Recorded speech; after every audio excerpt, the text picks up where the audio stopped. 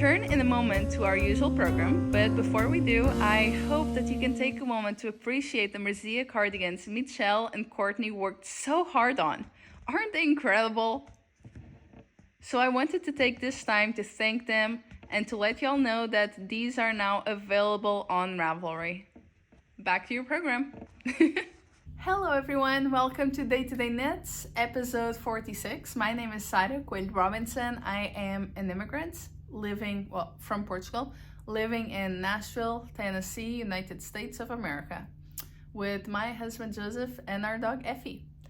This is my little space on the internet where I talk to you about mostly knits, although I have ventured into cross-stitching too, but there's very little content on that. Today I have to tell you 2 things that I'm wearing, 1 finished object, and 3 whips. So first of all, what can you see? I am wearing the Jupiter crop. I think that's what it's called. Yes, by Caitlin Hunter. I have many of her patterns on my queue of to knit in the future. But they seem very striking. So this is a full-on colorwork t-shirt. It is supposed to be a t-shirt with sleeves about this long, but I thought, it's worsted weight, it's colorwork, so it's twice as thick. Why would I do a t-shirt?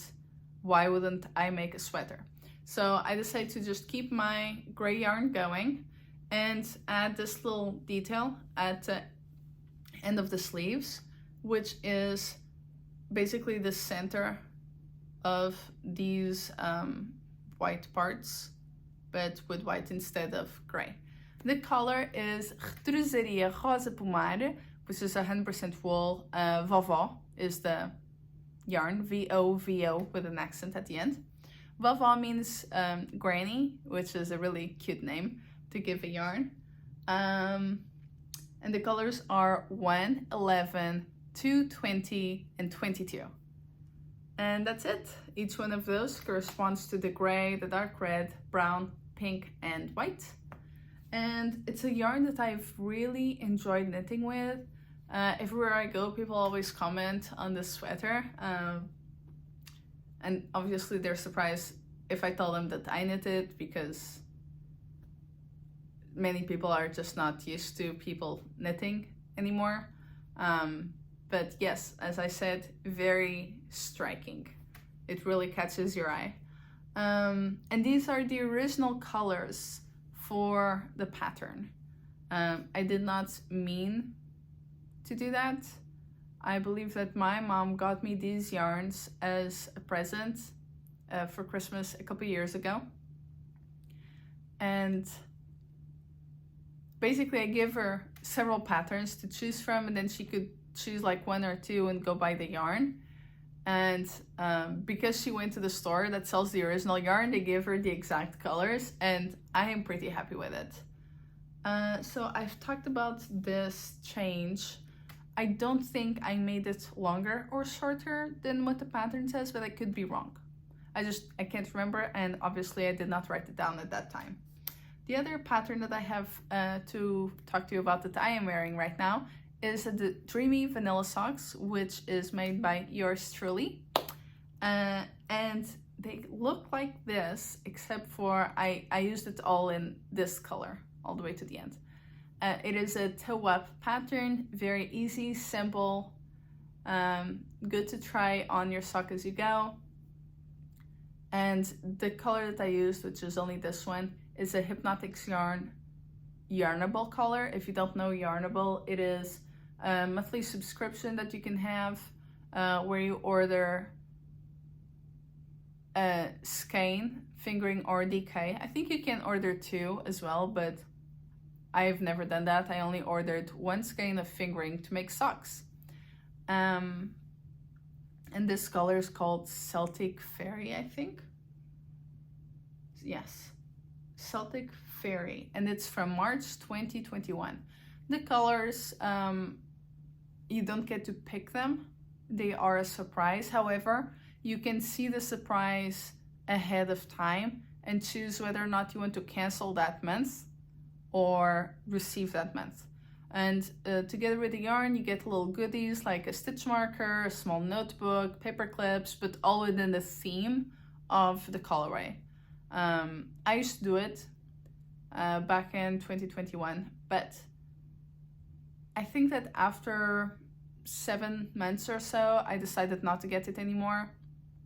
I was never super into the goodies because it was often just that I didn't have either use for them or they were really cute, but maybe if there was something perfumed in the box, then I felt like I couldn't use them because it would just, my nose would act up and start burning because I'm allergic to so many things. But the yarns were always had very pretty colors. So when I got this one, I thought, oh, this is going to be great because it has so many blues. If Joseph wants knitted socks one day, I could knit them in this yarn because he likes some fun socks, but he doesn't like knitted socks, so more for me. And so I knitted the one pair, and now I can move on to webs.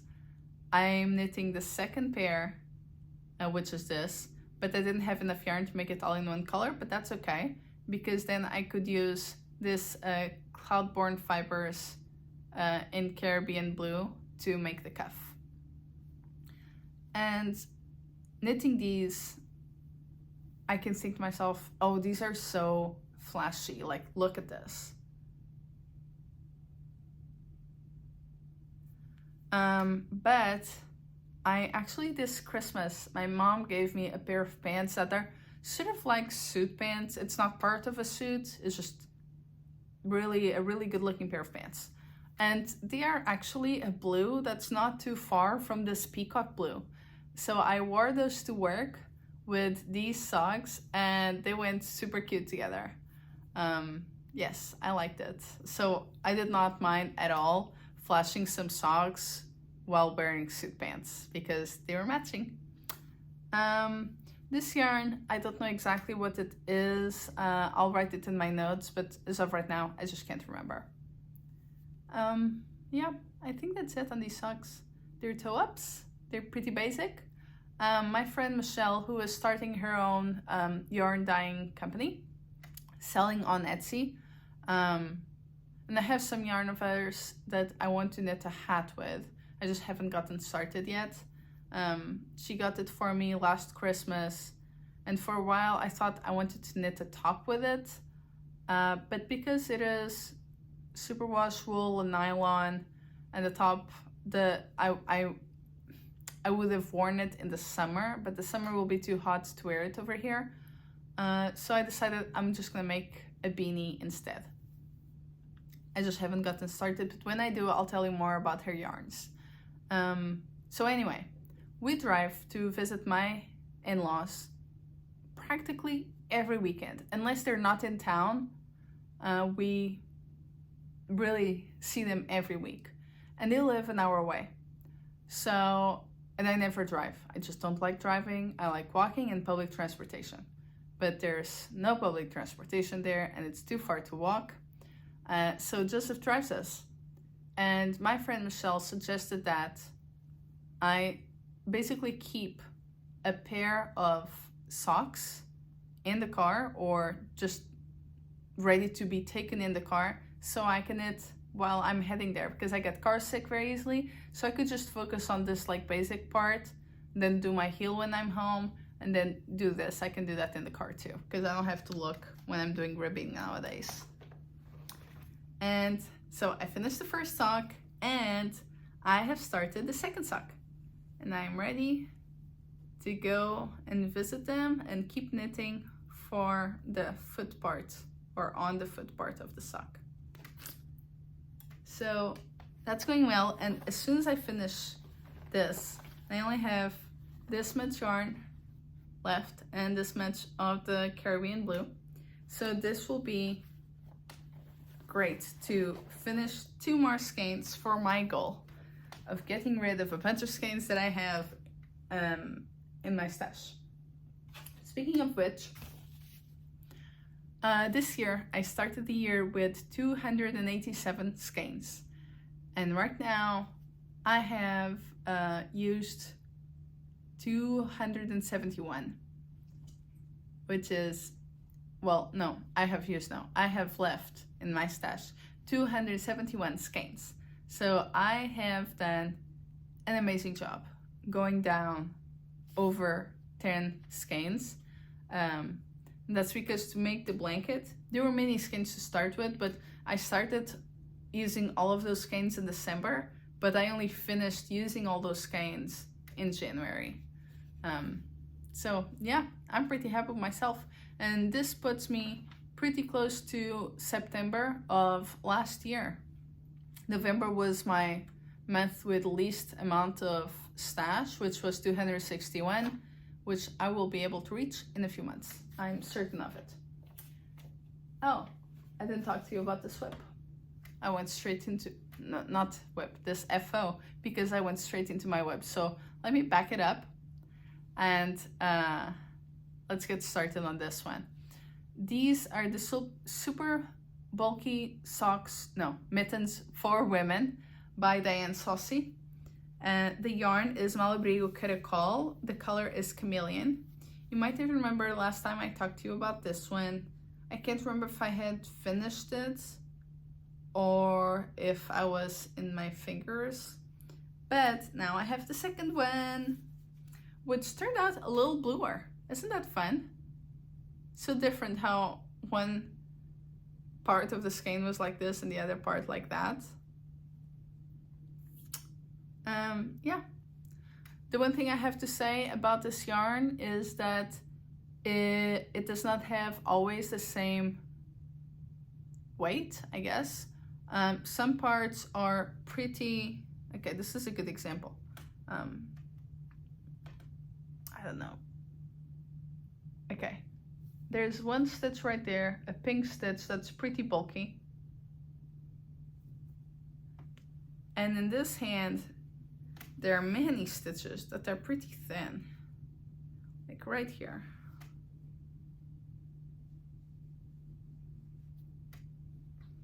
And that's just the nature of this yarn. It's just how it is. It is though very soft. I have not washed it or blocked it, and it's been too warm to wear these. So I'm probably only going to wear these next year or later this year when winter comes back, because now we're getting a lot of spring weather. So they're very warm. Don't know if they bleed. Changes that I did to the pattern. The pattern calls for 2 rounds of ribbing, but I did closer to 10 or 12 because 2 rounds of ribbing for me are kind of meaningless. I don't see the point of it, and it would have been like this big. This makes it like it won't let any air in at all. It's really good. Then 2 other changes I did is for knitting the length of the fingers and the length of the thumb, she gives you 1 dimension. This is a pattern that is 1 size only. So you have to change it if the size of your hands is different than the size it was designed for. For example, if you have a wider wrist, add more stitches at the beginning. A slimmer wrist, decrease some stitches. But there's a pretty good rule for knitting these mittens and doing the decreases for the thumb and for the fingers. So for the fingers, what I did, and this is because the first time that I knit these were just a tad too short, which makes it slightly more uncomfortable. So these are like the perfect size for me now.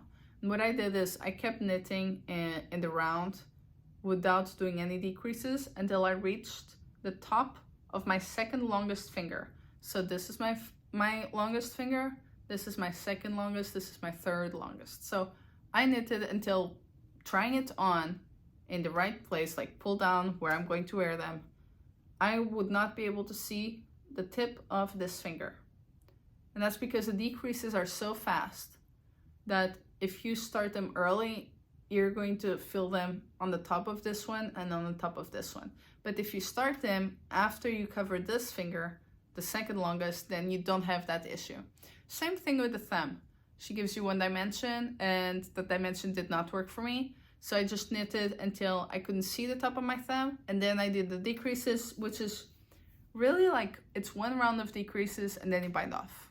So you don't want to do that before, while you can see your thumb. Otherwise it's gonna feel tight or short, really. And that's it. And it turned out really great. I like the pattern. These are really, really easy to knit. They're very good for present because they're so fast. Then I have two more whips to talk about. One is my blanket, my out of sorts lap or baby blanket. And that is basically I'm binding off, but I ran out of yarn for my main color, which is Jamieson and Smith 9113 for the main color, which is the red, which I'm also doing a border with. And then I could not basically finish. This is the only reason why this one is not an FO, is that I don't have the yarn to finish it. I asked my friend Jane Olsen that gave me this yarn to see if maybe she had bought it some for herself and had some left over from a project. Because then I just need to be able to bind off this half of the blanket. As you can see, the blanket is quite large. But she has not told me that she hasn't, so instead I think I will look for a deep red yarn fingering 100% wool that I can use. It might not match perfectly, but at least I'll have it bound off. Then for the contrast color for this, I'm using Camellia Fiber Company's fingering that she uses in her advents, and that's what I'm using. I'm using advent yarn, which is why it changes from lots of greens with whites, a gray with the blue, different shades of gray, and then so on until the lightest color is right in the middle. Yes, and I'm very happy with this just because it is so beautiful and so warm and long. However, I do not think that I will be publishing this pattern because I don't feel like doing the math for this yardage. And if I were to publish it, I would like to publish it in different sizes so you don't feel like you have to do the one size. But because of that, I don't think I will be doing it. Yes, it's some complicated math. I could not figure it out because it also has a border. So it's not just the main color and the contrast color in the center and that area. It's the area and those, but then it's the perimeter with just the one color. And I tried it and I didn't feel like doing it. And I have so much on my plate already that I don't want to keep working on this, like mentally, on the math for this project.